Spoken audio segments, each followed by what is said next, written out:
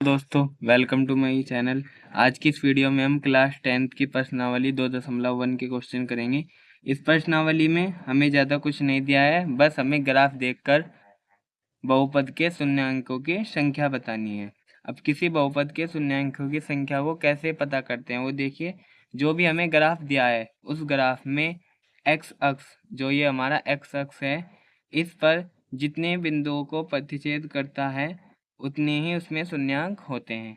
जैसे कि हम सबसे पहले उदाहरण देखते हैं। उदाहरण एक, इसमें जो पहला ग्राफ है वो दिया है। इसमें ये ग्राफ जा रहा है, इसमें एक्स अक्ष पर केवल एक बिंदु पर प्रतिच्छेद किया है, तो इसके शून्यांकों की संख्या कितनी हो जाएगी? वो एक हो जाएंगी। हम उसे ऐसे लिख भी सकते हैं जैसे बुक में दिया है कि शून्यांकों की संख्या एक है, क्योंकि ग्राफ एक्स अक्ष को केवल एक बिंदु पर प्रतिच्छेद करता है। इसी का हम दूसरा देखेंगे, दूसरा ग्राफ। तो उसमें जो एक्स अक्ष पर है वो दो बिंदुओं पर प्रतिच्छेद हो रहा है, एक बिंदु ये रही और एक ये रही। हम लिखेंगे शून्यांकों की संख्या 2 है, क्योंकि ग्राफ एक्स अक्ष को दो बिंदुओं पर प्रतिच्छेद करता है। इसके तीसरे पार्ट में हम देखेंगे कि जो ग्राफ है वो एक्स अक्ष पर 1, 2 और 3 बिंदुओं को प्रतिच्छेद कर रहा है, तो शून्यांकों की संख्या इसमें कितनी हो जाएंगी? 3। क्यों हो जाएंगी? क्योंकि ग्राफ एक्स अक्ष पर 3 बिंदुओं को प्रतिच्छेद करता है। सेम इसी में हम देखेंगे तो ग्राफ हमारा एक्स अक्ष पर जो है केवल एक बिंदु को प्रतिच्छेद करता है, तो हम इसमें वही लिखेंगे कि शून्यांकों की संख्या 1 है। और क्यों है? क्योंकि एक्स अक्ष पर केवल एक बिंदु को प्रतिच्छेद करता है। इसमें देखेंगे इस वाले पार्ट में भी हमारे पास जो एक्स अक्ष पर जो है वो एक बिंदु पर प्रतिच्छेद कर रहा है, तो इसके शून्यांकों की संख्या और इसके शून्यांकों की संख्या कितनी हो जाएगी? 1। इसका लास्ट पार्ट देखिए उदाहरण का। इसमें जो एक्स अक्ष पर है वो 1, 2, 3, 4 कितने बिंदुओं पर प्रतिच्छेद कर रहा है? वो 4 बिंदुओं पर प्रतिच्छेद कर रहा है, तो इसके शून्यांकों की संख्या 4 हो जाएगी। और क्यों हो जाएगी?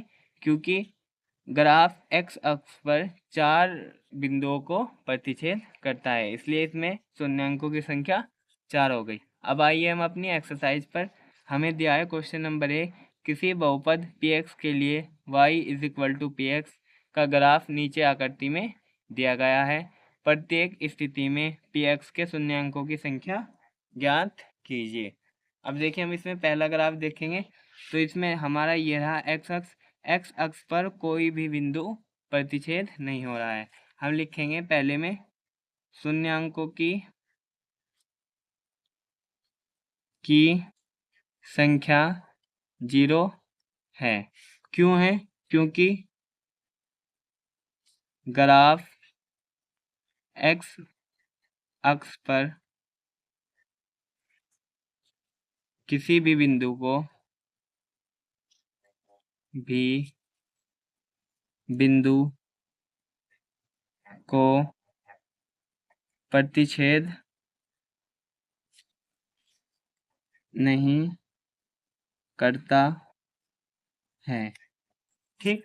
सेकंड पार्ट में हम देखेंगे, तो हमारा ये एक्स अक्ष है, इस पर हमारा ये रहा एक बिंदु को प्रतिच्छेद करता है, तो हम इसकी ये सेम वजह लिख देंगे। शून्यांकों की संख्या 1 है, क्योंकि ग्राफ एक्स अक्ष को केवल एक बिंदु पर प्रतिच्छेद करता है। इसी का थर्ड पार्ट देखिए। एक्स अक्ष ये रहा, इस पर 1, 2, 3 बिंदुओं को प्रतिच्छेद करता है, तो हम लिखेंगे शून्यांकों की संख्या 3 है, क्योंकि ग्राफ एक्स अक्ष पर 3 बिंदुओं को प्रतिच्छेद करता है। इसी का अगला पार्ट देखेंगे हम, तो एक्स अक्ष पर हमारा ये 2 बिंदुओं को प्रतिच्छेद करता है, तो हम लिखेंगे शून्यांकों की संख्या 2। कितनी हो जाएगी शून्यांकों की संख्या?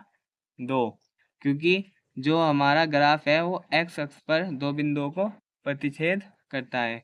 इसी का अगला पार्ट देखेंगे हम, उसमें जो है एक्स अक्ष पर जो ग्राफ है वो कितने बिंदुओं को प्रतिच्छेद करता है? 1, 2, 3, 4 कितने बिंदुओं को?